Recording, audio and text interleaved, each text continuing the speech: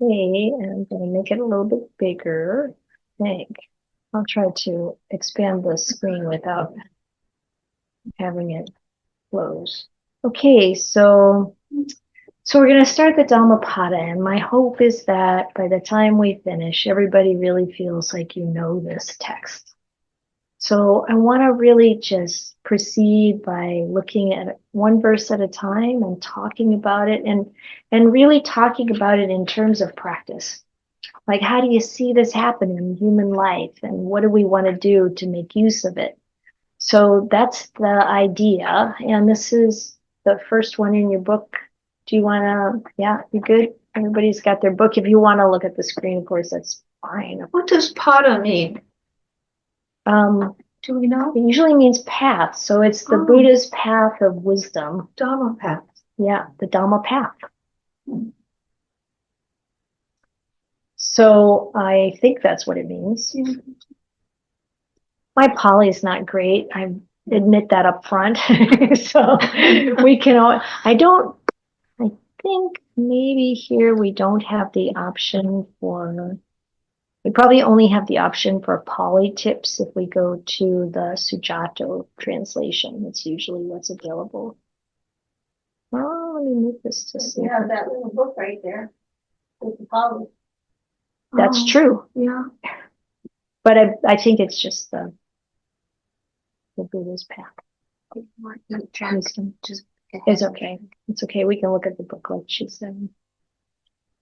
Okay, so the first verses. So this is the each paragraph here is a verse. The first one, mind precedes all mental states. Mind is their chief. They are all mind wrought. If with an impure mind a person speaks or acts, suffering follows them like the wheel that follows the foot of the ox. So I think in reflecting on these,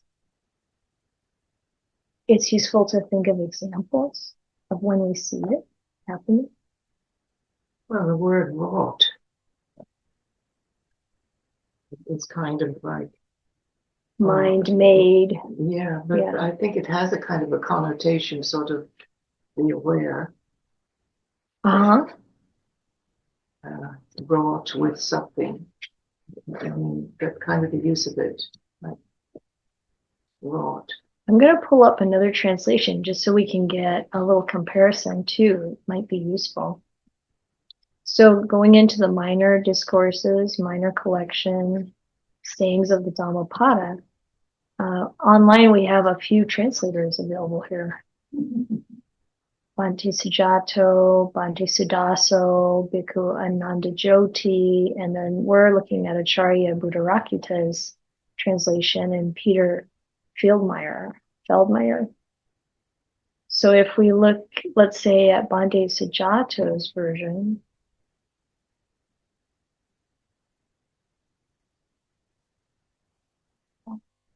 very different. The same mind. Intention shapes experience. A little wild, isn't it?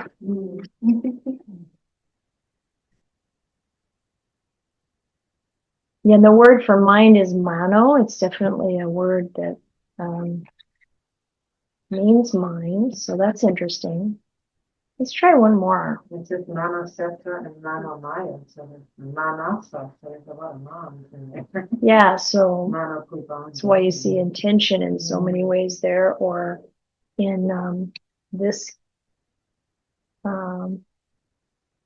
case, mind precedes all mental states. Mind is their chief, etc. So if we look at, should be able to see views here. It's kind of saying mind is in charge. It is. Yeah. Mind is in charge. You know, so the idea that, you know, we actually everything is going to start with thought, right? Or you might say, rot, Olive brought up that mind rot. For me, rot means made. yeah, mind made is a lot of times. But intention colors mind. Indeed. I mean, the mind, this is the thinking mind. When we think about things, that's where the mood comes up, right? Or maybe even, like there's something more in the unconscious that brings something up. Hello. Hi. I missed you. Okay. Come closer. What? No? Yeah, it's just I like to be close to the tree. Okay, it's good to see you again. Good to see you too. And I'm also hoping that Daniel gets here. Okay, he's coming too. Oh, okay, good. Okay, Can I see? Just make a comment? yeah. These two books I have, one is by Cicero, and this one is by another monastic, and they all say heart instead of mind. Is that That, Monindo? yeah, it is. Yeah. Yeah. And let me see if I'm going to try to see if I can bring up The Pali is not chitta, it's mono. Yeah, it's not chitta, it's mono. It's not chitta. And chitta could be heard.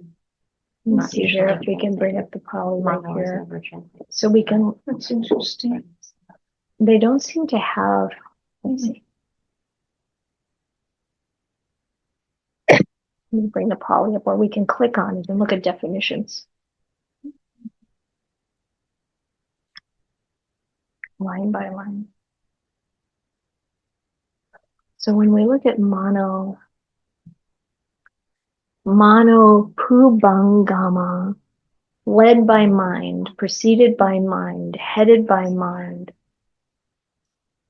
Mind is the forerunner. That's another translation I've seen. Mind is the forerunner of all mental states, or mind is the forerunner of all things. And that makes more sense to me. So what is it in your Tanisaro? I don't think he has the Pali. No, but what is the Pali is going to be the same in all cases. Oh, okay, of course. Okay, so you wanted me to just read the first line of phenomena are preceded by the heart, ruled by the heart, made of the heart. So he's using phenomena for Dhamma. Dhamma can mean things. Dhamma can mean, of course, the teaching of the Buddha. But here, all things are preceded by mind, led by the mind, headed by the mind. It's forerunner of the mind. So the point here that the Buddha is making is that the mind is chief. The mind is what causes what happens. Like one time I was involved in remodeling a house.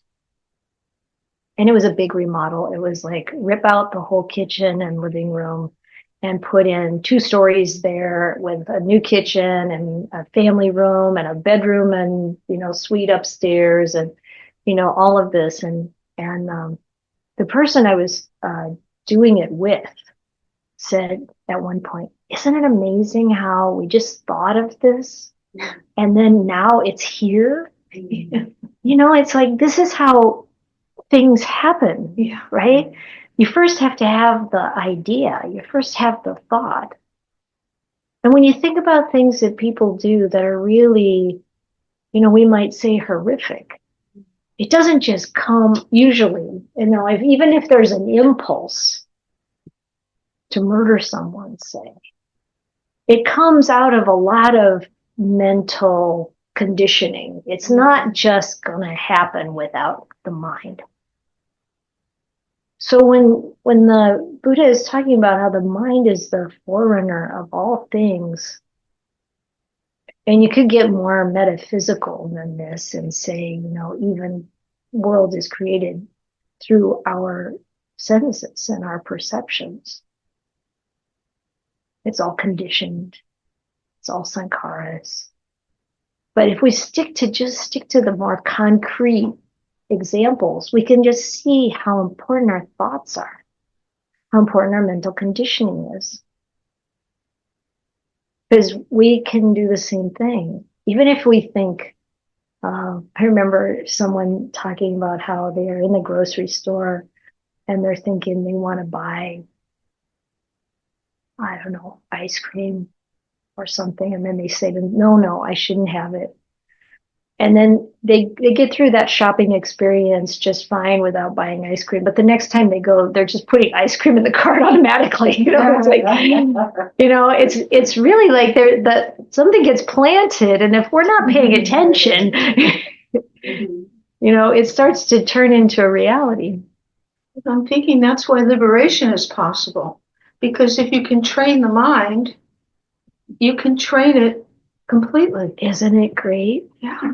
Exactly. That's why liberation is possible. We are not 100% on autopilot. I mean, Bhikkhu Bodhi says we have a modicum of free will.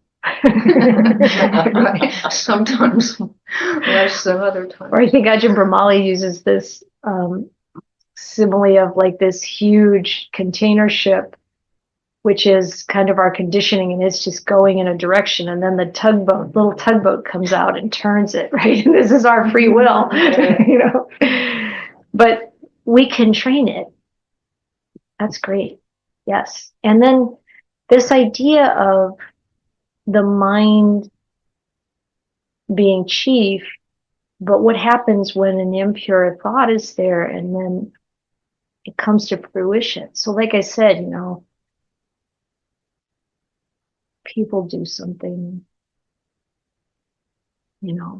fly an airplane into the towers or something. It takes a lot of conditioning, and it starts with a thought. Well, I remember when I was a Catholic that I would go to confession, and one of the sins that I would confess would be impure thoughts. Yes. So I don't know, you might not be able to hear online. Is that true? Yeah. So I'll try to remember to repeat. So what Olive was just saying is that when she was young, she was a Catholic. And go to confession, and one of the things to confess were impure thoughts. And the interesting thing in Buddhism is, we as nuns, we have confession, but you don't confess your thoughts. You confess your actions, your speech, the ways in which the rules aren't about how you think. But the training, of course, of the mind it's very important to really work with how you think. And earlier when Elizabeth was talking, I think you might have picked up that what she was saying is that the fact that the mind perceives all things and what we think matters is what makes it possible to awaken, to train the mind. Well, the mind is also the sixth sense, correct? It is. It's one of the sense doors. The mind is the sixth sense door. And so what it's saying here is that mind is the chief. Yeah. And so does that mean it's chief over the other five senses? The mind is chief because what we do starts with the mind. And so there was a time when I think a wanderer from another sect was talking to the Buddha, and he asked the Buddha, what's more important? I don't exactly know how the dialogue went, but the idea was, what's the most important, the mental action, the verbal action, or the bodily action? And this person thought that the bodily action was the most sort of the most impactful or the most important, because you can do some pretty horrible things, with bodily action, or maybe some pretty really good things too. But the Buddha said it's the mental action that counts the most, because that's how it all starts. So did you find an advantage in confessing your impure thoughts? I was There's so nervous. I went to the priest that was the fastest. You went to the priest that was the fastest, the one that dismissed it all most quickly. Go in peace, whatever. Go in peace, whatever. Say, don't do it again, or say a Hail Mary. The fastest I could read.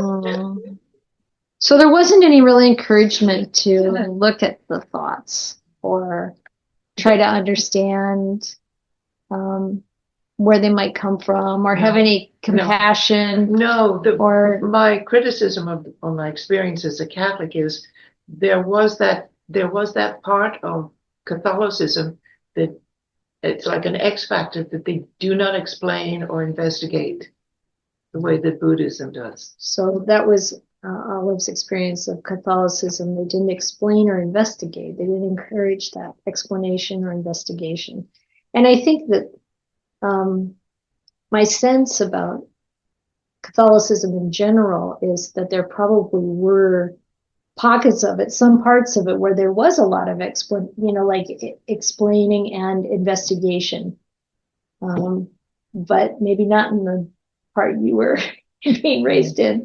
No. Yeah. No. Sure. So the comment I think you probably can't hear on mine is around the shame and guilt that was brought up and kind of you were made to feel, or I don't know, how would you put it? It's like that was the emphasis on these thoughts, and Just felt like you were something wrong with you. something wrong with you if you think those thoughts. And one of the things that I like about the Dhamma is the Buddha helping us investigate in a way that we then recognize that whatever thought pops into the mind, that we don't own that's not our fault. That comes from the past. That's the conditioning from before. And so it's not about feeling guilty about that or in shame about that, but to recognize that I'm not going to give that one energy, and that's because we come to understand that this first verse is true. If I act on an impure thought, there's going to be negative consequences, whether I feel them right away or I don't. It brings a negative energy into the world and a negative response coming back. Is that your experience? Mm-hmm.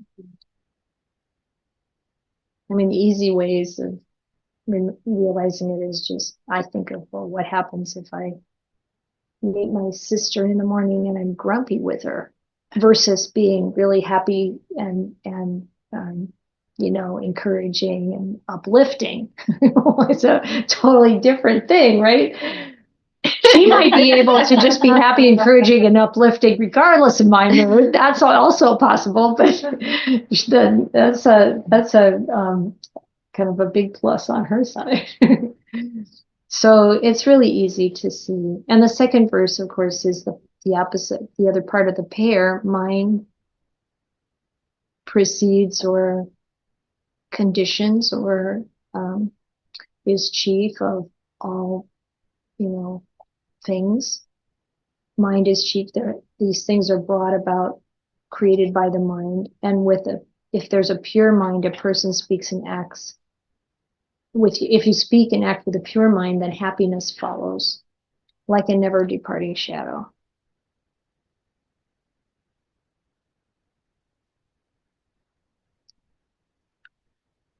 Yes. But this is a training. I mean, this is the blueprint.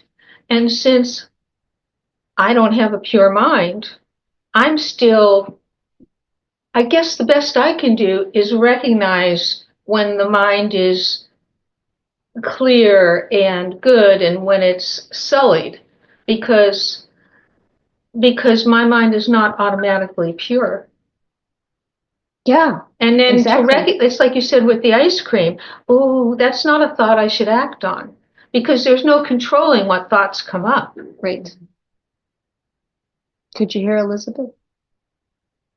Yes. Good. If we look at another translation of the second one, about Yes. whether it's happiness that follows them all the time or maybe something else.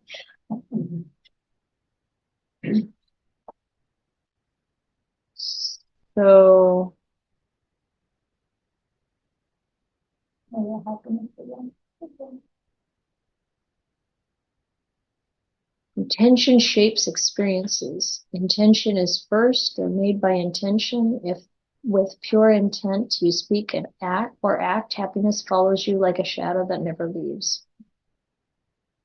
I wanted to pull up one more. Let's see what else we've got.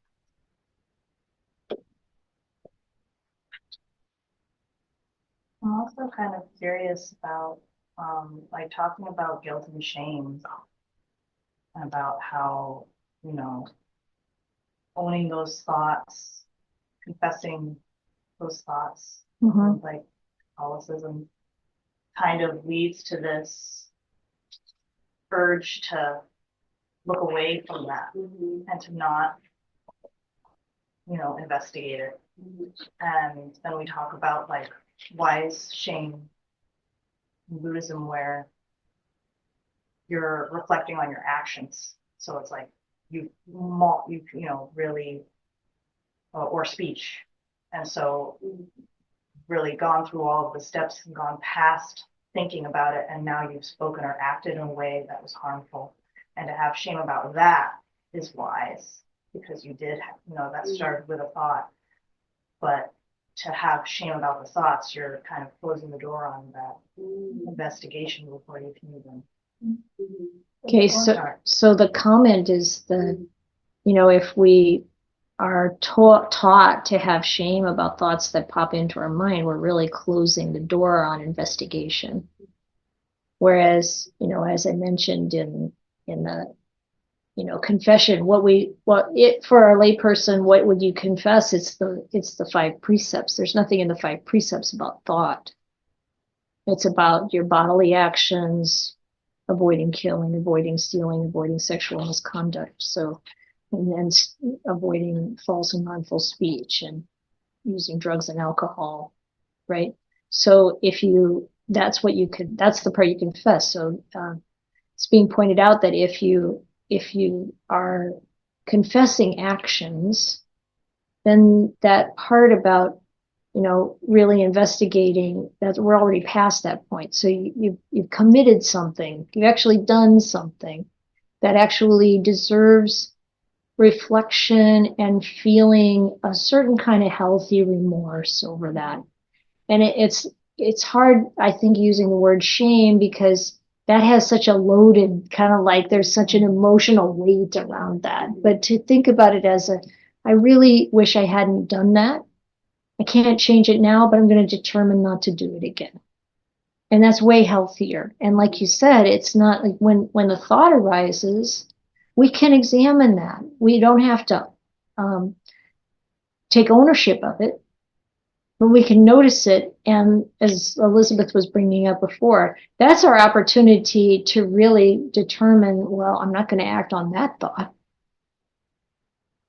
And I think it's maybe something like, really when a thought arises repeatedly that's unwholesome, to really come back and reinforce it with ourselves. It's like, no, that's not the direction I'm going to go in. And to remember that it's not ours. I love the sutta where the Buddha says, one of the miracles of the Tathagata is that the Tathagata knows that a thought is just a thought. It's just this old energy, this old conditioning coming up. You can say no to that. Well, for example, I'll get a thought, and about talking to somebody, and oftentimes I will say to myself, what's that motive? What's the motive? And oftentimes what comes up is that's not a clear motive. That is maybe harmful. And so during that conversation with myself, I get the chance to not do it. or not say it. Yeah, so this is the investigation. Mhm. Like the thought comes up, and then the question is, what's behind this thought? Yeah. What's the motive here? Yeah. Is this a pure motive or an impure motive? Yeah. Is this motive being driven by greed, hatred, or Right. delusion? Right. Is this being driven by fear? Yeah. The Buddha often puts Yeah. that fourth one in there. Yeah. He says, don't act out of greed, hatred, delusion, or fear. So, and then this brings in that translation on intention a little bit more. Yeah. You know, like, what was my intention? What's my intent? What's the intention behind this thought? Yeah. So it is an important investigation. Right. Yeah. If I'm going to say that dress looks horrible on you, you know, I'm going to think about that before I say it, unless it's, you know, in a play or something. Right. If some other good reason, right? Yeah, I learned an acronym in one of the anti-racism classes, WAIT, wait, Yes. why am I talking? And I found that helpful. Okay. Yeah. So the laughter here is about Olive saying she's not going to say, well, that dress looks horrible on you, you know, without having thought about it first, or you wouldn't say that, you know, unless she said you were acting in a play. And then Carrie brought up the acronym WAIT. Why am I talking? You just pause. So that keeps you from doing the action based on the thought. Yeah. And sometimes the mind goes so fast. Yeah. The Buddha said you can't even bring a simile. You can't even really identify a simile for how fast the mind moves. It's so fast. It's how come they can't hear us? It would be so much Because easier. I know it would be, but we don't really have a proper microphone. No. So We can actually hear we them can hear you. all Oh. really well. Oh, Can you hear all of us real well? Oh, I'm sorry. Yeah, I didn't want to interrupt. I think maybe Joyce is a little soft, but everybody else is very clear. Okay. As soon as people are further away, you know, we could just close in a little more because we don't have a lot of folks here. Everybody's pretty audible, actually. Oh, good. Then I won't repeat. If we can't hear them, maybe one of us can just say we couldn't hear that. And that way, would be don't worry. great. That would be great. Thank you. By a tree. It's so nice, Sarah. Maybe if you want to talk. Well, if you want to stay there, just, you know, we can, maybe you come up if you to talk. Is it possible to come in more? Sit here, you can look out the window that way. Yeah, right. She was just saying it really requires a lot of awareness. And it's true, but then that's our training too, isn't it? To bring up that awareness about what we're thinking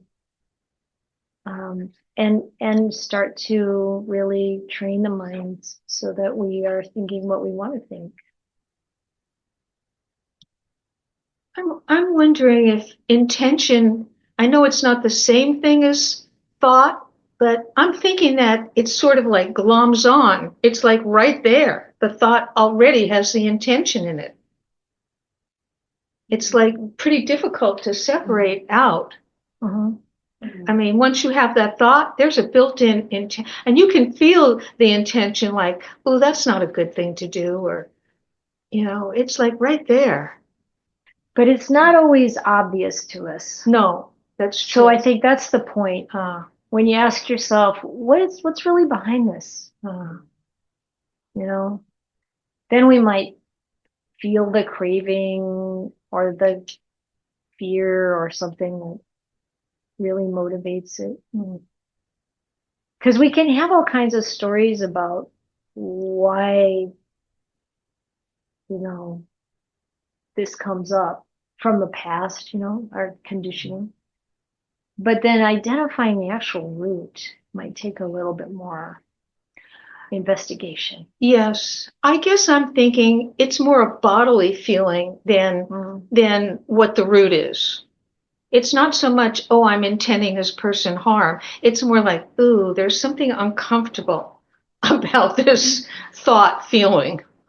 And I may not know what it is exactly, but I know there's something like a little nagging that's like, that doesn't feel good. Do you think that the not good feeling matches impure thoughts, or are they sometimes associated, is it sometimes associated with pure thoughts? I don't understand. I know what the word, I don't understand the question. You know, like we're talking about pure and impure. Maybe that's not the best way to talk about it, but Oh, I see what you're saying. Could I Sometimes be I- uncomfortable if something is, it's like a good thought, but I'm uncomfortable with the good thought? yeah. Yeah, you're right. It could be. I'm It could be thinking that about way. the kind of good thought that, you know, maybe I didn't do the best job I could have. Yeah, or maybe I wasn't as kind to that person as I Yeah. could have been. It's a good thought, but it has a Yeah. icky feeling with it Yeah. because we don't like to not be. So that's where the investigation would come. Thank you. Yeah, it's pretty subtle, isn't it? Yeah. Pretty fascinating, I think. But it also has to do with conditioning. Like, one of my conditions was, I didn't like to go into a cafe and be by myself. It was the condition. There was nothing wrong with me going into that cafe and having a cup of coffee by myself, but the condition was telling me this is something from the past that is uncomfortable. You probably maybe shouldn't be doing. Maybe a message from somebody in my past, maybe parents. you know. Right. So I think there's that kind of conditioning, and there's nothing wrong with what I was doing. Right. Right. Yeah. That's why looking back at, you know, like where does this come from? To some degree, sometimes we know really well where it comes from, and then we don't have to dig into it. We can go, okay, there's that again. Yeah. I'm still not going to follow it, whatever, if it's a unwholesome thing. But it's true that so often we are hesitant to do something good because we have fear, or because we have, Yeah.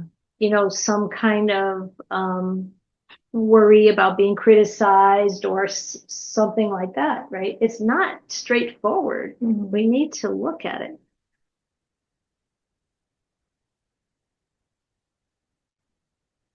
Are we ready to go on to the next pair? But I was bring up just this little topic of moods, because our Yes. moods change from day to day, hour by hour.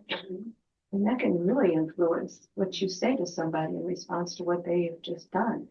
It's a very important point. That's What where is the awareness comes mood up. that I'm dealing with? And we can sometimes tell, some of you have heard me say this many times, but you know, we might just have a grumpy mood and then need to be really careful not to say anything. It's like, okay, right? Or what do we do to change our mood? You know, it's kind of the similar kind of thing to, you know, when we're doing mindfulness of in and out breathing, and there's that instruction to lift up the mind, gladden the mind. You know, can we gladden the mind? We have a grumpy mood? Maybe. Is there a favorite mood, Joyce, that you're thinking of?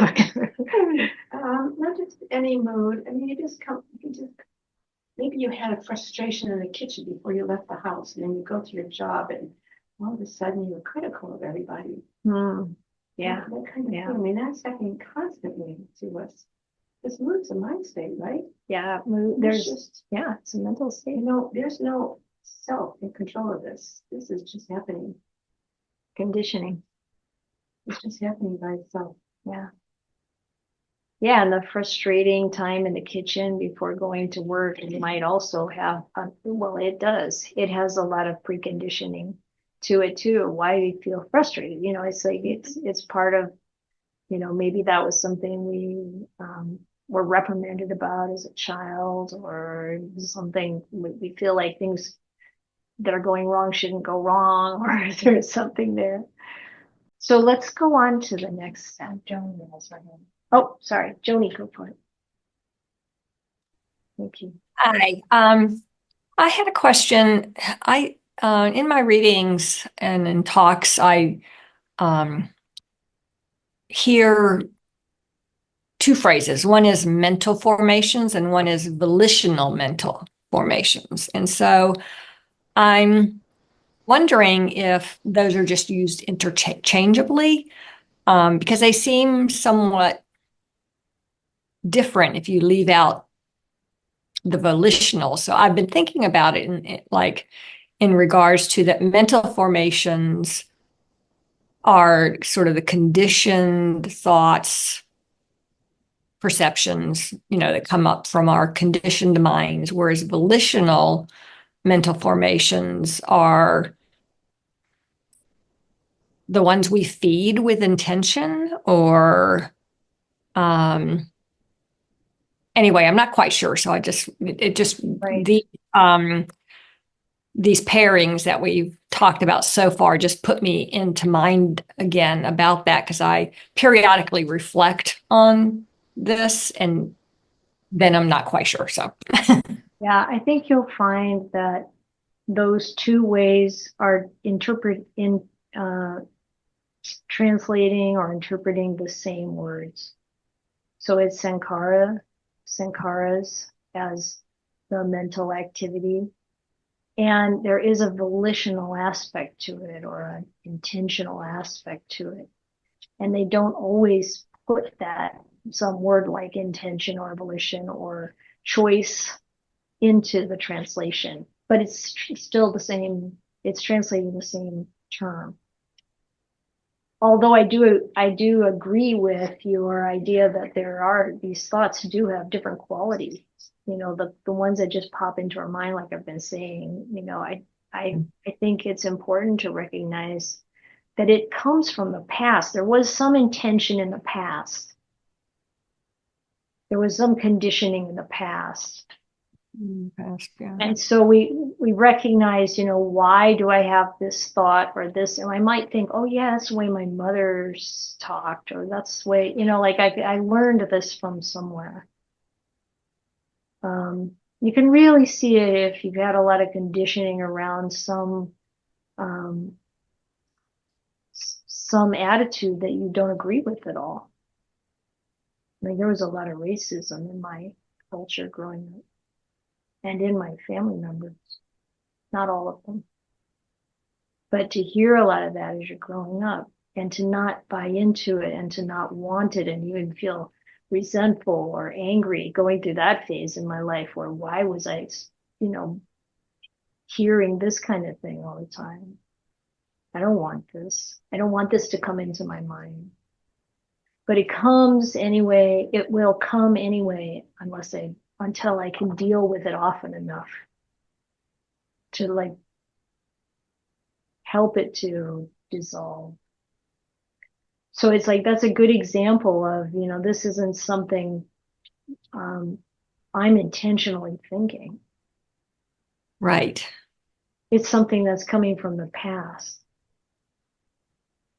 But it's like if we take ownership, or we take thoughts personally, it goes both ways. We think, this is my idea. I'm, a good person because I think these good things, or I'm a bad person because these bad thoughts come into my mind. It comes down to much more that shift to where I'm deciding what to think. And that comes through training, that we actually can see, I'm not gonna give energy to that kind of thought. I'm going to turn my mind to think about the Dhamma, or to think about generosity, or to think about, what I can do to make this situation better, or what I can do to understand the psychology around why those people in my family were talking that way and thinking that way, and the conditioning they had that comes from a much bigger picture of trying to pit people against each other, groups against each other. And who's trying to benefit from that? What's the intention going back that far? We can understand it, and hopefully understanding it more helps us to let go of those thoughts motivated by greed, hatred, delusion, and fear. And that's the intentional part of it, as opposed to the conditioned part of it. Because I can know and be aware of a thought arising. And then I can be aware of, or even choose where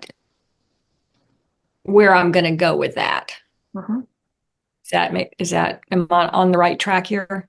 Yeah, I think, but I really can't say. I mean, the Buddha talks about thought in different ways, right? Distracting thoughts, for example, in the sutta we talk about pretty frequently, and how to remove them, right? But the words in Pali, you have to really kind of look at it, because sankhara is a complicated term that gets used in different ways. And it's like it's used in this way as that fourth khandha, mental activity, volitional activity, choices, and it also gets used as everything conditioned. So we can't quite, I don't quite see the kind of break I'm making, the way I'm talking about this. I'm not sure it's quite the way the Buddha talked about it. This idea that, if we have these bad thoughts coming up out of the past, out of our conditioning, to not feel shame around them. But I feel like that need to make that distinction between those thoughts popping into my mind or into our minds versus the ones we actually give energy to and think about intentionally. I feel like that distinction actually is driven by my culture, because there is so much shame brought to what we're thinking. And I think that the Buddhist culture was different. I think the shame came around more physical and verbal actions. Does that make sense? Well, culture definitely influences all of us. Yeah. And the Buddha was influenced by his culture. Sure, of course. Yeah. And he used the terminology of his culture, and then he changed the meanings, to try to explain this amazing Dhamma, which we can't really know fully except through our own direct experience. So it's fascinating, and I feel like it's very important for us to investigate and really come to know our own mental processes ourselves, and to really be encouraging to ourselves, and not too critical. Encourage our mind, encourage our choices to be wholesome ones, and compassion. Even, like I said, I went through a period of anger and resentment towards my racist family members for pumping so much of that conditioning into my awareness. But when I look farther or deeper, I see them as also the subjects of conditioning around them and what came before that. We can look into anything that people do in this way and finally come to compassion, really. So we want to really bring that awareness and that compassion, kindness to our own selves, I think, as we investigate, but also clarity, wisdom. And then this next pair is right on this point. It's like the text here is, he abused me, he struck me, he overpowered me, he robbed me. Those who harbor such thoughts do not still their hatred. He abused me, he struck me, he overpowered me, he robbed me. Those who do not harbor such thoughts still their hatred. So, thinking that way, remembering what someone has done to us, or the way they've neglected us, or whatever, and running that over in the mind again and again, we don't get rid of the negative feelings about it. But if we let it go, we can heal from it. I think Val wanted to. Yes, Val? This is more just a information. So Phil had wanted to come and he just got here. Is it okay if he joins? Of course. Okay, wonderful. Thank you. Hi. Hi. Good to have you here. Here he is. Hello.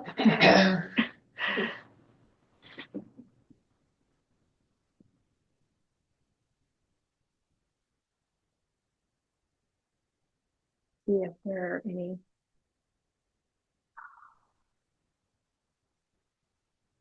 Examples of, that last line is, people like Gandhi, it showed no hatred.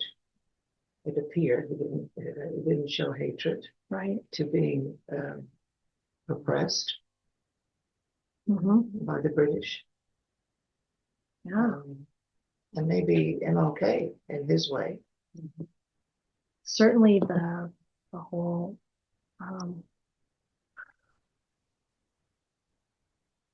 I would say a discipline of turning to nonviolence. The discipline, regardless of what the feelings are. So the thing that we see in the suttas, and we also hear from people who really very very highly developed on the path, is that you don't stop having thoughts and feelings that come out of your conditioning. That karma has already been made, that karma is there. But then you don't identify with it. So it doesn't mean that Gandhi didn't have feelings like that. But he had apparently a firm understanding and determination to not follow those. Just like we're saying here, this is what we can do with the human mind. It can really change the way we think. And even if we think things that we don't approve of, we know are toxic, then this investigation and learning how to set them aside and let it go is what brings us to freedom from it. Eventually it stops coming up in the mind so often, and then less and less. And there's a place in the sutras where the Buddha says that the way you wear away this old conditioning is by coming in contact with it again and again. Contact of what? You come in contact with it again and again. And that's how it wears away. By not picking it up, by not carrying it forward. But when you're thinking, man, how could they say that to me? Whatever, that just perpetuates it, keeps it going. And it hurts you. I like this translation better because those who bear a grudge, hatred is never laid to rest. And it really hurts you. You're bringing it up, you're remembering it. The other person's probably forgotten whatever they did, but you're remembering it. You're like just hitting yourself over the head with it over and over again. Every time and then you can feel it if you're paying attention to your thoughts, that every time you tell the story again, you can feel how bad you feel as you tell the story. So it's a very for me, if you really key into the body and see that, you realize how much you're hurting yourself. Nobody else is hurting you. You're hurting yourself. Yeah. And so I like this translation, because when I first read it, I went, well, if someone abused you and robbed you, you have a reason to stand up for yourself. But then I went, well, wait a minute. If you're constantly saying that, then you're just hurting yourself. Right. Could you hear online? Yeah, good, thank you. Yes. Letting go, if for those who bear no such grudge, hatred is laid to rest. I'm glad she mentioned Gandhi, because I've been going on your YouTube channel, and I forgot the title, but you were talking about equanimity. And for the first time, it clicked. For years, Daniel and other people, and I thought it felt gaslighting. It was like gaslighting as an oppressed person. And for the first time it clicked, it was like, oh, you don't bypass the feelings that come up, which is how I interpreted. That's how I thought about it before. Yeah. And I thought, wait a minute. And it often felt like the people that would tell me were people that had not experienced a level of compounded oppression, maybe oppression, but not racially or institutionally or as an immigrant. So I would always feel like something feels wrong here.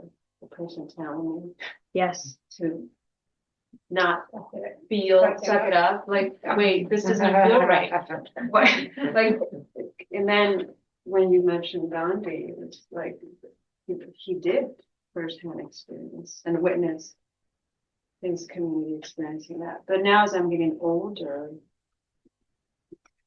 I'm not in my 20s anymore. I had deep resentment for the Catholic Church for many reasons. And I was part of the ministry team at Newman Hall. And that's how committed I was as a student. And then I learned history, the unedited history of my existence as a biracial person, Indigenous and Spanish, but it was out of deep violence that we have mestizos in Latin America. And then on top of that, the church funded a counterinsurgency that would redistribute land to Indigenous people, educate Indigenous people in the early 1900s. And I thought, okay, colonization happened X hundred of years ago, but we just had more violence. And I didn't know my history. And I thought, oh my God, how can this institution continue? And to this day, the Catholic Church in Mexico City, Mexico, the most Catholic country in the world, against contraception. And it's just like, so I walked away, and I just promised myself I'll have no links with this institution. But then most of my family members are still Catholic. And recently I started going to church with my partner, who's ironically become more Catholic, reading the Bible. And I was like, how is this happening? Like here I am leaning towards Buddhism and he's reading the Bible every morning, but it serves him a purpose, it quiets his mind. Yeah. So I've decided to it's important for me to go with him to church.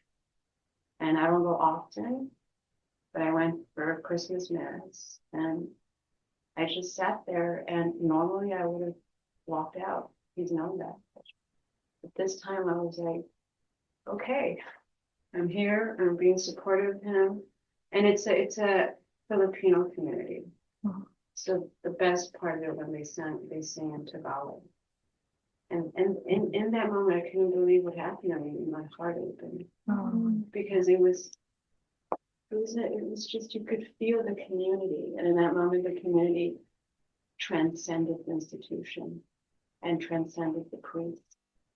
And I thought, oh, wow, I never would have thought that I would have an opening of the heart moment in a Catholic church, that I have to deal with the prayers. And it's unconscious. I have the prayers in me. It's like unconsciously do all this stuff. But so it's, this thing is very hard still, because there are deeply rooted institutional practices and the way people perceive it. And when you were talking about racism, there's this old stuff, institutional stuff, the banking system.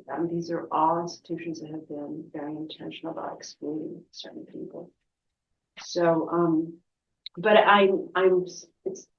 this is helping a lot because it kind of explains things in a way where it's accessible and it makes sense to me.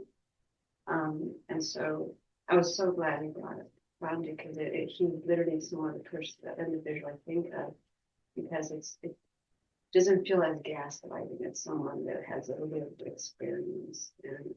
And for years, it was always my white allies. And I was like, respectfully, I would say, yeah, but it's not gaslighting me, but gaslighting the experience. Yeah. But it took years, and now I'm like, oh, we can sit with it, but sitting with it too much can then damage me. That's right. Because I really, because I'm speaking about mood, puts you in a very funky mood. Yeah.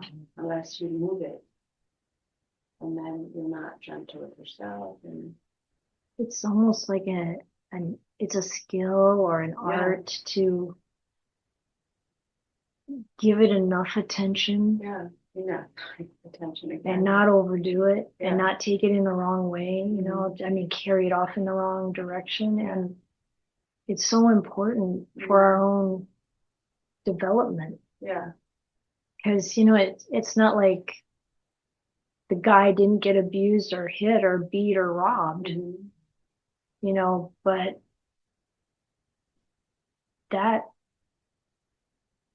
I can think of several words here, but that garbage happens all the time. And until greed, hatred, and delusion are somehow expunged from samsara, it's going to keep happening, and that's not really going to happen. So it's like, how do we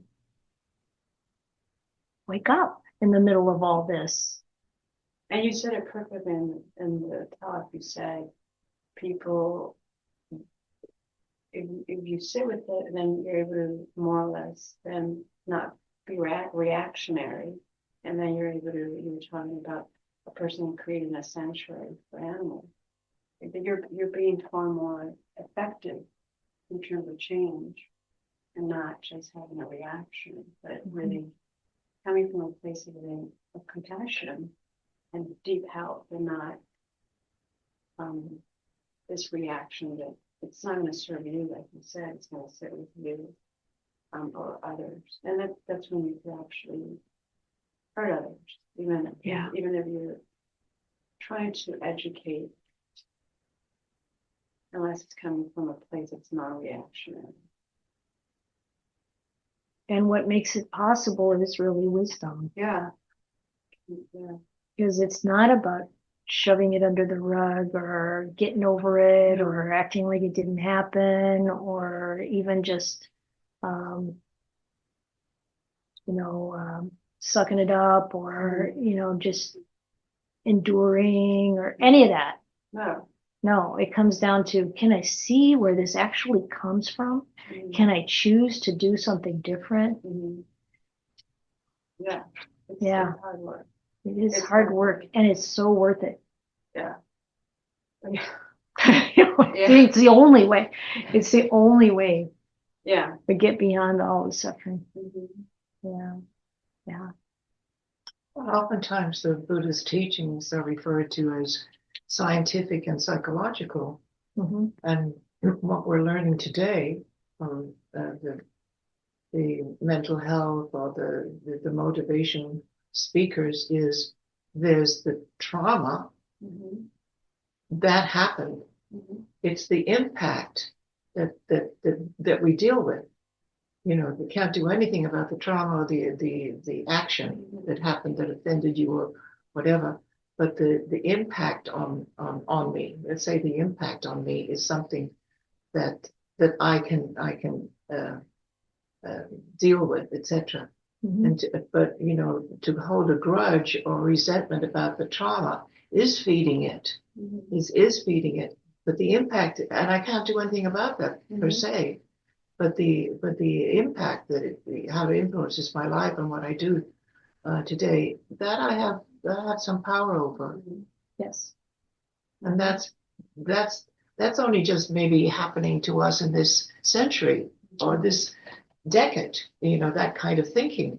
And here was the Buddha talking about it 2,500 years ago. And you can think that the Buddha was psychological, what is the other word you use? Scientific, and he was. And there's also the spiritual / mystical, aspect, which is the Dhamma, which is truth that is this way. This is how it works. This is the way it worked forever.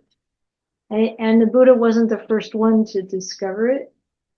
It gets discovered again and again by people who look deeply. And I think that's true. We read about it in the suttas. Pacceka Buddhas who awaken, but they just don't go out and teach. They don't provide that framework for others the way this Buddha did. But when he's like, and I love this because he didn't make up a philosophy. He didn't even, learn this by studying human psychology. He came to this through the depths of meditation and reflection, and really learned by direct experience about the Dhamma. And we don't have to, my job is to share that and try to support people in investigating it. And I don't have to be, it's not my responsibility. I don't have to know anything. I can just, the Buddha said, because that's how it is, it's like, it's right there for all of us to tap into. It's hard for us to tap into it if we keep thinking about how we've been wronged or what it is we want to get or whatever, those greed, hatred, delusion, and fear motivated things.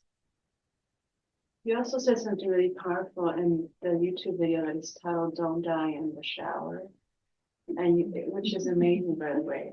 Oh, and you said something about in terms of not holding a grudge, and you said something that I've never heard it in terms of the karmic messaging. I had always thought that karma was when you do your acts, and that's your karma in this lifetime or the next lifetime. But you also said you don't want to take that grudge with you into your next life. And in that moment, I thought, oh my God, it's not just my actions. Right. This is also stuff you're holding on to. And Daniel had mentioned it, but I may be the one. But it was just in the context of your talk that it just was very light bulb. And I thought, oh yeah, I gotta release all this stuff. I certainly don't want to take it with me. Yeah. And that was powerful. It was huge. Anybody have anything online you want to see about this pair?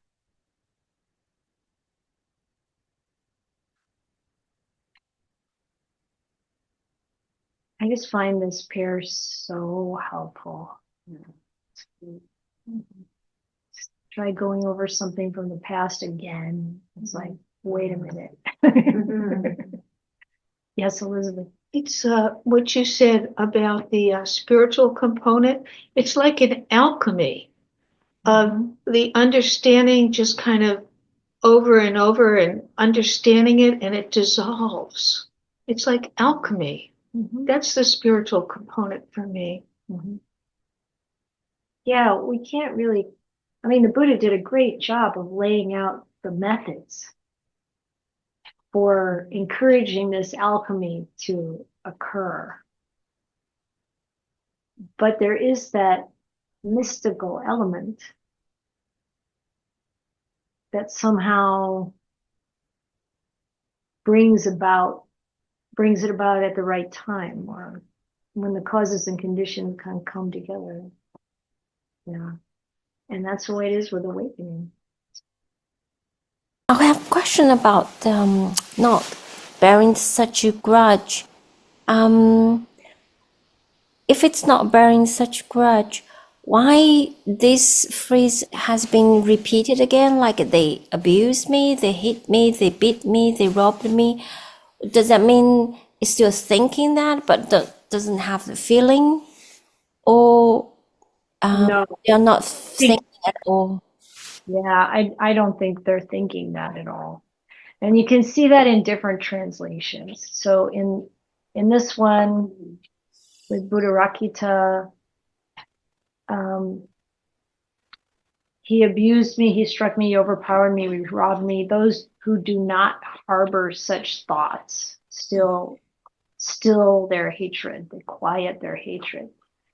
And so it's really, you see this a lot in the sutras, the repetition is an emphasis. If you think this way, these are the thoughts. If you keep those thoughts going, if you harbor those thoughts, if you are thinking like this, your hatred's not going to go away. And then say those thoughts again. And then if you don't think like this, your hatred will go away. That's the intention there. That's really good. That's what I intended to understand that way. Yeah. Then I also saw, like before everybody was talking about this thoughts, because of our condition come out without us, we're trying to think of like solve some problem. That's kind of like really like thinking what do I need to teach tomorrow, my planning, that kind of active thinking.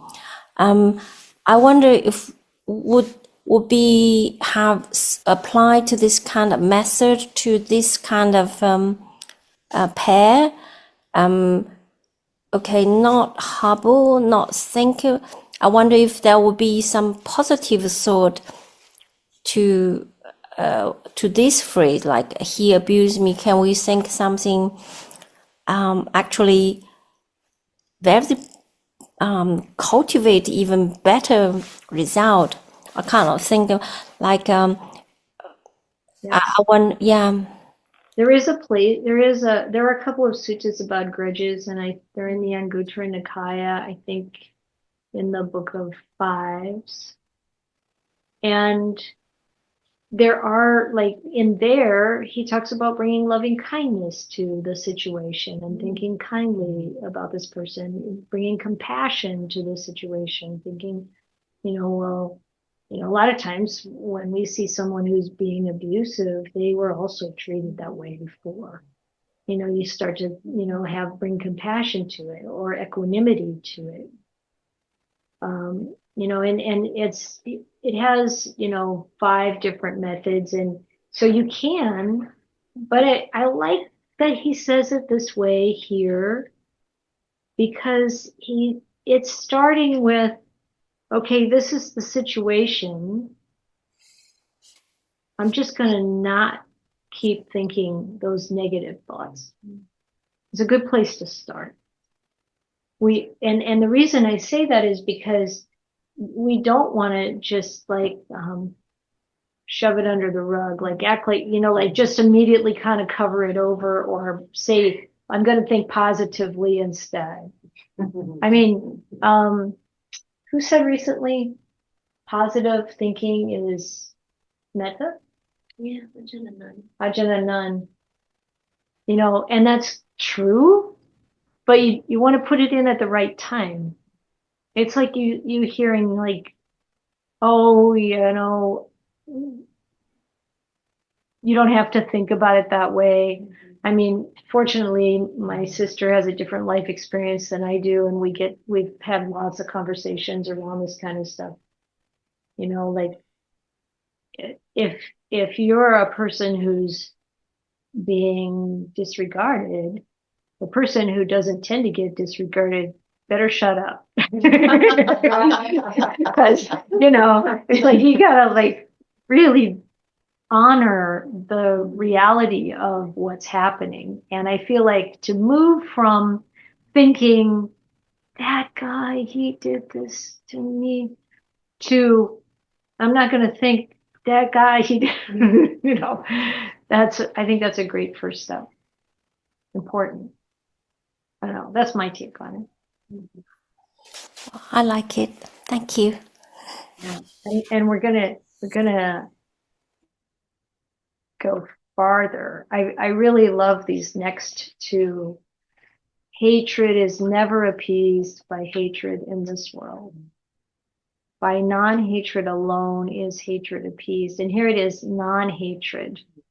You know, it's not, I mean, sometimes you'll see it translated as by love alone is hatred appeased.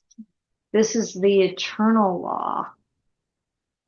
There are those who do not realize that one day they all must die, we all must die. But those who do realize this settle their quarrels. These are beautiful. And let's see what the other, for never is hatred laid to rest by hate. It's laid to rest by love. This is an ancient teaching. And the reason that they use, you know, they're saying love, but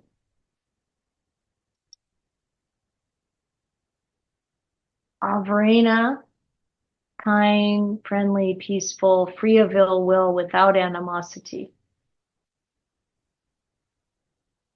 I'll take a look in here. I'm sure the follow's got to be the same.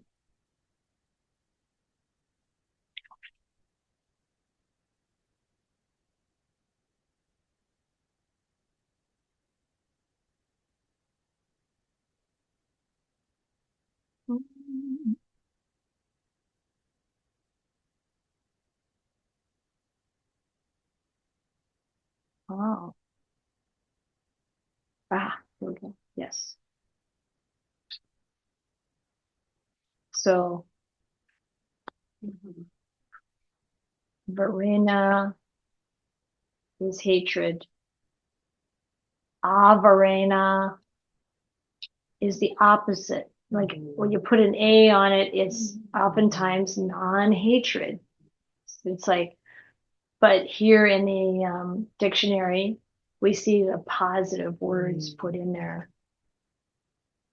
Kindness, friendliness, peaceful, being peaceful.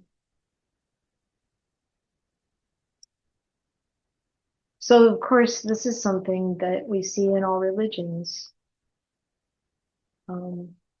Before I came to Buddhism, I was practicing at an interfaith center, and at Christmas time, they had the kids bring up this sentiment from every different major world religion. That was very touching. You know, and it does reveal that it's the eternal law. You're never going to get rid of it with retaliation. You're never going to get rid of it with more hatred. Can I say something? Yes. For years, I used to go on a lot of peace marches with the Buddhist Peace Fellowship. Can you speak louder? I used to go on lots of peace marches with the Buddhist Peace Fellowship. And I have this kind of raggedy old sign that I carried. And it was, hatred never ceases by hatred. By love alone is healed. This is an ancient law. Yeah. Did you know where it came from at the time? I didn't know it was the Dhammapada, but I didn't know it was Buddhist. Okay. So now I realize I've had an earlier association with the Dhammapada. Great. Yes. Yes. It's great. You still have this one? I sure do. Getting ready for the next peace march. Can you send us a photo? Oh, I could. That'd be great. I could. We'd love to see It's it. kind of raggedy though, just so you know. That's the better part of it. That's why we want to see it. One, I don't know. I mean, I am 81, so it's been a while. I've been carrying this around. Very devoted to the cause of peace, for sure.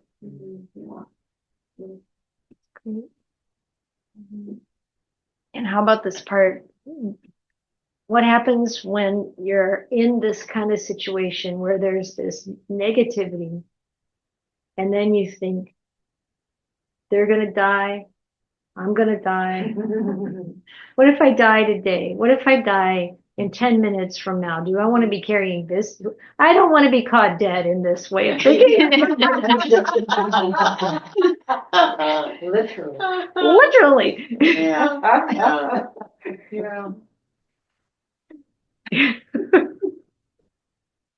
You did say something in that talk about the garage and holding on. You said someone asked you, some people are not safe people. Mm. And you said you don't have to necessarily have the conversation. Yeah, you don't be around them. You If could you can just be let away it- from You them. can let it go. On Yeah. Hmm. Yeah. Sometimes it's the Catholic in me that even people who have been that have hurt me, I always think to myself, why don't I just have I'm just gonna say it in Spanish, but it's kind of, I have so much deep compassion that I forget about my safety or me.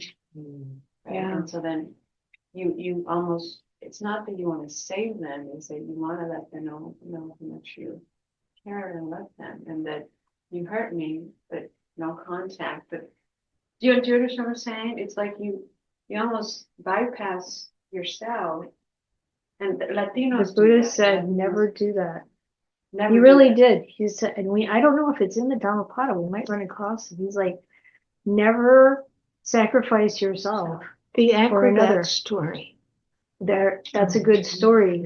It's a different place that I'm thinking of right now. What? Yeah, it's a different. It's a different place that I'm thinking about right now, but the acrobat story is you take care of your own self and let the other one take care of themselves. But it's more than that. It's like you don't forget yourself. See, when we want to forget ourselves, that's because we're identifying as a self. And we overlook this here, but that's also kind of selfing. When we can sift that out and set that sense of self aside, even if it's briefly, there's no difference between you and me. Yeah.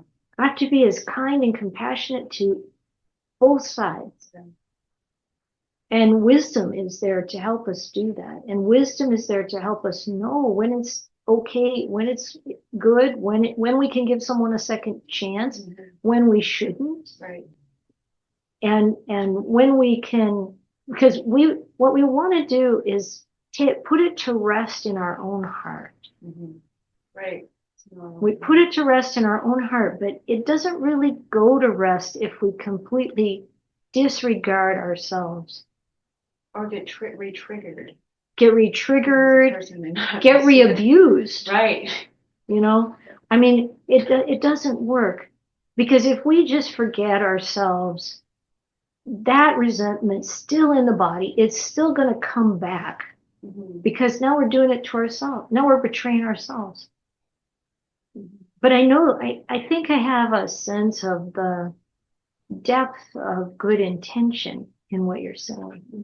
It's like, can I overcome this in a way that is so magnanimous that there's no residue in here? But that comes from acknowledging the way things are, and then developing the wisdom that includes everyone, self and others, and the compassion for that. And then the elevation of the mind through those kind and benevolent states, and also the wisdom with it. That's what really removes the residue. Yeah. Yeah. So it's a practice. It's a practice. Yes. That makes sense.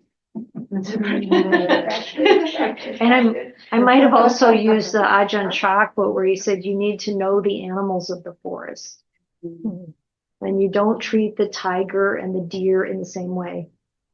And You know. do you think women, and even across cultures and time, is something that we have to work on more than Because of the opposite- discrimination and the conditioning oppression of women, and yes, we do conditioning. need to work on it. And we're constantly trained with the message of the mother, the maternal, taking care of others? taking care of others and disregarding ourselves. I mean, that's an ongoing message. And a lot of it, if I look under that, if I look behind it, I think it has a lot to do with being able to have safety. To have the attention and the protection of a man is what we needed for safety Right. for so long. Yeah. And so we're gonna set ourselves aside to have that safety for ourselves and our children. Right? Yeah. And that tends to happen more with the opposite sex. I think with women, I don't think I've ever felt unsafe and we're able to process. Mhm. But it's men Mhm. that we somehow have to, like you said, have this practice. I mean, of course it depends, but So interesting. yeah, it's really just so important to be willing to look at it, our own conditioning and the conditioning of others, and see that the balance of wisdom and compassion is so important. Right. And that's when we tend to, when we overextend ourselves and go, oh, well, this upbringing, and this is a byproduct of all this horrible stuff but It again, still you have is to cultivate. not a reason to No. put yourself in harm's way. Right. Yeah. 100% emotionally speaking. Yeah. Yeah. I agree. Trump is really somebody did to try to practice with because he's so frightening and Yeah. so, I mean, really Yes. a challenge to practice with Trump. Yeah. I don't know if you can hear her. She's wearing a mask, but she's talking about using Trump as practice. Yeah. And it's a challenge to practice with Trump. Oh, good. We've got more time. Good. So this idea of I'm gonna die, or sometimes when death happens close to us, we really put things into perspective. You know, what's really important, what's really essential, what's worth holding on to, what we really want to let go of. So, of course, this is why the Buddha recommends that we reflect on our own death and losing everything in our life really regularly, to try to bring the mind into sobriety. And then as we get older, we don't feel like we have to have intentionally run to it so much because it's just in our face. I remember Ajahn talking about his father, and he said his father said, "I feel like I'm on the battlefield with friends just dropping around me." You know, that's how old age can be.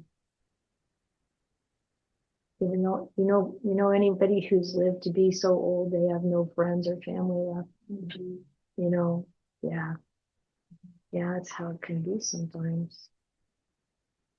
But it's useful to empathize with them. Think about it. Think about ourselves. You know, as we go through life.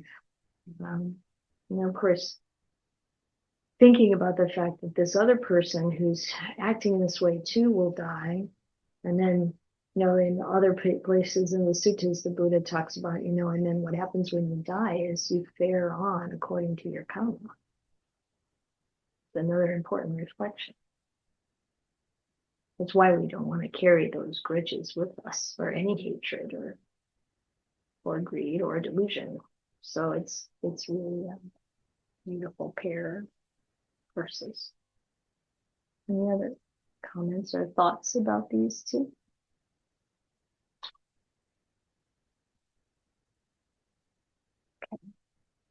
And then this image of a weak tree. Just as a storm throws down a weak tree, so does Mara overpower the person who lives for the pursuit of pleasures, who is uncontrolled in their senses, immoderate in eating, indolent and dissipated.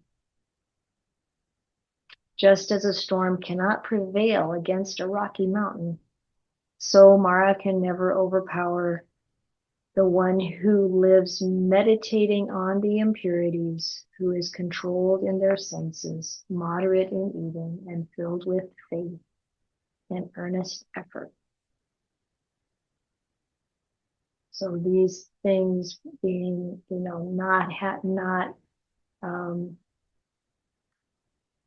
following our sensual desires, being controlled in our senses, having sense restraint, being moderate in eating, and having energy. See what this translation is for here.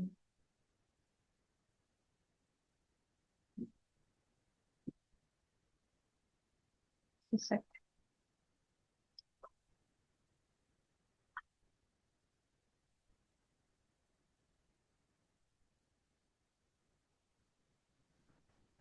Those who contemplate the beautiful, their faculties unrestrained, immoderate in eating, lazy, lacking energy, Mara strikes them down like the wind, a feeble tree. It's a different feeling, doesn't it? Contemplating the beautiful, I think it might be a little more than that, but it's being, really focused on having your senses gratified, sensual pleasures. And then those who contemplate the ugly, so this is how they're balancing it out, because that's really the asubha practice. Their faculties well restrained, so they're rejecting the tempting sense input.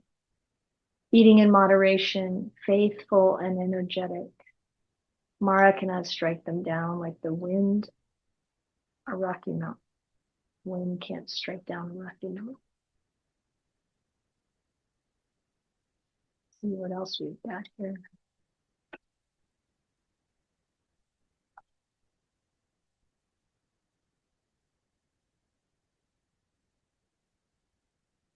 Raised hand. Okay, just a sec. One focuses on beauty. What?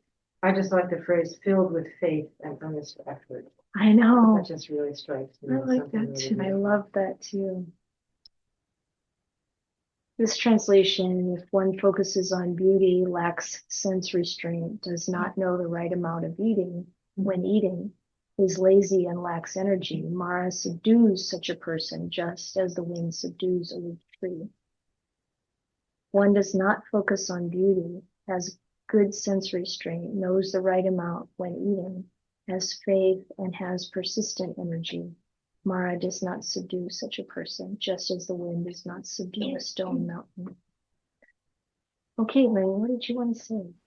I was just wondering, for example, if people want practice restraint like eating, moderate eating, would practice asubha contemplation help with moderate eating? I don't think so. But I don't know that much about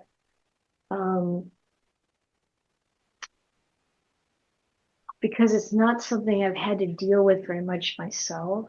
I'm not that into food. Maybe someone who's had to really, we all have our different challenges, and sometimes people really have to put a lot of attention on being restrained around food. And my sense is, your question is very good. I don't know, maybe what do other people think?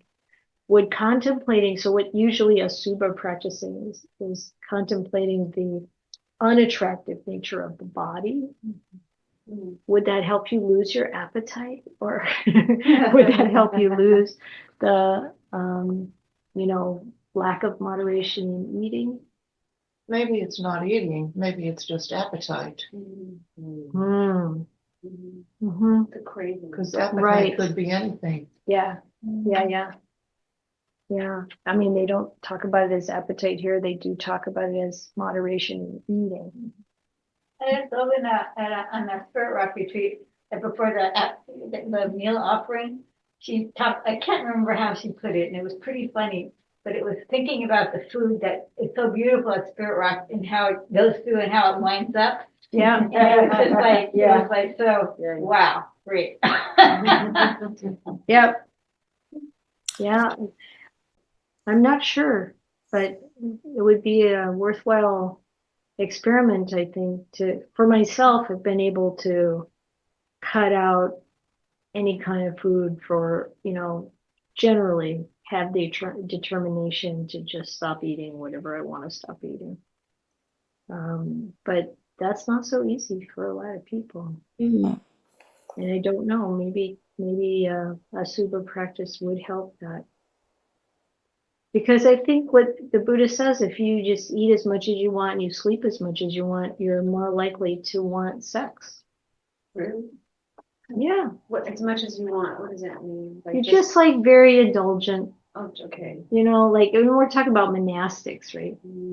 So, working with a sex drive is a really big deal. If you decide to be celibate, and being celibate, really, it addresses all kinds of things. Like the Buddha said, if a monk is standing by the wall and he's listening to a woman singing and he's enjoying that, he's not celibate.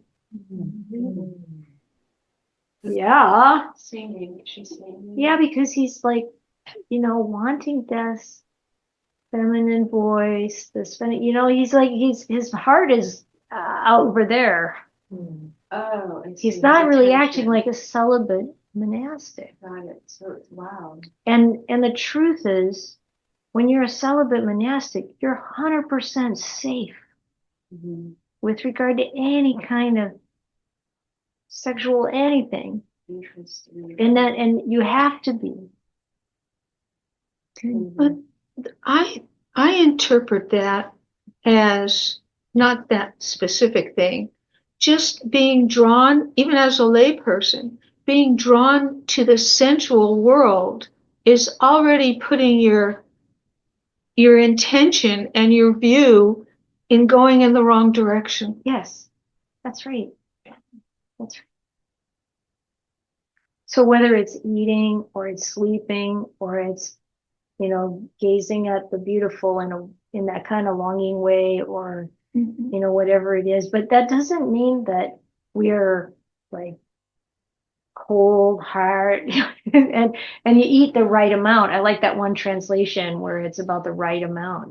It's like you eat the right amount, you sleep the right amount. You can appreciate the beauty around you, but it's in a different way. It's not in that creepy, clingy way, that sticky way. Or that substitute for gratification way. That kind of ultimately unsatisfying gratification. Yeah. That's right. You're not looking to that for the Peace and happiness. Yeah. Because you already know it doesn't work. And ideally you're finding peace and happiness within your meditation practice and within your Brahma Vihara practice. Yeah. It's an ongoing struggle for me. It can be. I mean, because I don't get the temporary satisfactions I get from the sensual world still at this place. And even though they're temporary and they're not deeply satisfying, they're meeting the momentary. Yeah, which I'm not getting from practice alone, because I don't know, I'm not disciplined enough, I'm not deep, whatever, lots of reasons. So it's an ongoing struggle. And so it's an ongoing investigation. Yes, it's my practice. Yeah. And noticing, being able to be present with the thoughts, being able to be present with the feelings, being able to investigate them, and little tugboat's going to turn it. Yes. Yeah. I have a question, and this is very interesting because I think, generationally speaking, it'd be interesting to ask the group or even yourself. There was a time where the women liberation movement, and then also during the 60s, there was a sense of taking back power and saying, "This is my body." Mm-hmm. So how do you balance that with this practice? And for someone who grew up Catholic, also my body was almost like I didn't have a choice of what I chose to do with my body. That was the message I always got as a child. It was almost like I was an object for a man. And then once I came to Cal and I met women who were not wearing bras, and I first had an aversion. I saw women blowing their hair here, and I was like, oh my God. And then I became everything I had an aversion to. Everything. You found out, woohoo, I like to do that for somebody to think I'm beautiful. And so then how do you then go, okay, I acknowledge that I took ownership of my body, and then how do you, I guess my biggest question is, now that I broke away from that, how do I discipline myself to have more of a, I don't know, I don't want to say overindulgent. Where do you draw the line? Where is it taking back the power, and where is it overindulgent? I think there's a couple different things happening there. The part about I'm pulling away from being someone else's object of pleasure. Very important. Mm-hmm. I'm coming into my own self-confidence and stability and the ability to take care of myself and not sacrifice my own happiness or my own wishes for the benefit of that safety or following the script I was given or whatever. Very important, and important to understand it, right? And I would say this is in the category of a healthy self, a healthy human mind, a healthy self-respect. Mm-hmm. And we need to establish that. Mm-hmm. And then when we look at practices like this is moving us into a different phase, which is around how do I make spiritual development, spiritual life, the cultivation of the mind, the living according to the Dhamma, the highest priority. Mm-hmm. And it really happens, I think, much better if that self is healthy and confident to start with, right? Mm-hmm. And then you start to see, keeping the 5 precepts is really better than not keeping them. Mm-hmm. So drugs and alcohol get removed from your life. Sexual misconduct gets removed from your life. So now what does healthy sexual conduct look like? Right. It's not being the subject of someone else's desires. It's a kind of connection with someone you love and being able to be respectful for yourself and for them, and that they are respectful of themselves and you, right? That's a whole new thing. And sexual misconduct is using someone or letting someone else use us. Interesting. Right? Someone having been, okay, got it. It's one way to put it. Yeah. Yeah. So we grow up, we grow past that. And we grow past that in, if we start keeping like 8 precepts sometimes. And so we're not eating after midday. We're not overindulging in sleep. We're not using entertainment. We're not prettying ourselves up. We're not having sex at all. Not even masturbation. Interesting. No sexual gratification at all. So sexual gratification falls under misconduct? No. No, it's just a It's precept. just, these are precepts Oh, that are precepts. training precepts. Okay. They're not moral precepts. Oh, okay. Nothing immoral about having dinner. Okay, so this is like training, and the training is then we have the energy and the focus to put ourselves in a spiritual, much more of a spiritual focus. And we're working with all these feelings that come up that want that immediate gratification or that physical sensual gratification. And finally, we're having to deal with our feelings that we often soothe by eating, sleeping, having sex, going shopping, Sleeping. yes, sleeping, yes, all of those things. Yeah. So we're face to face with the grumpiness of our mind. Oh my Guys, and you goodness. use it to self-soothe or to bypass. Yeah. We start to see That's this. different, Yeah. very different. Yeah. Because it's not